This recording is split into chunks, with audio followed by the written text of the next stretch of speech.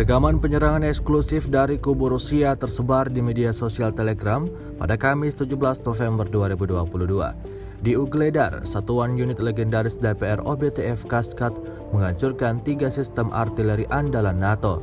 Penyerangan dilakukan pasukan DPR dengan mengandalkan drone kamikaze Lancet Rusia. Tampak dalam rekaman pembidikan dilakukan dengan sangat baik. Setelah mendapatkan waktu yang pas, drone kamikaze Lancet Rusia langsung menghantam 2 howitzer M777 Amerika dan 1 senjata self-propelled Prancis Kaisar hingga hancur lebur. Akibatnya militer Ukraina menderita kerugian besar.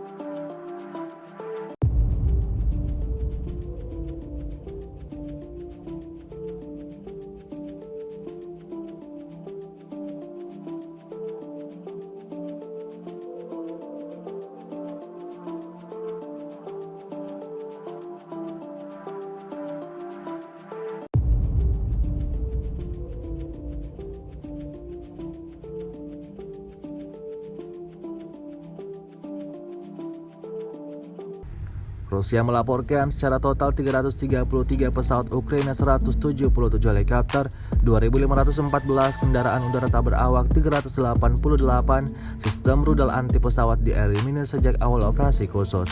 Sementara itu dari kubu Kiev, Kementerian Pertahanan Ukraina melaporkan 630 tentara Rusia dieliminir dalam sehari terakhir. Total 82.710 prajurit Rusia meninggal sejak awal konflik hingga hari ke-267.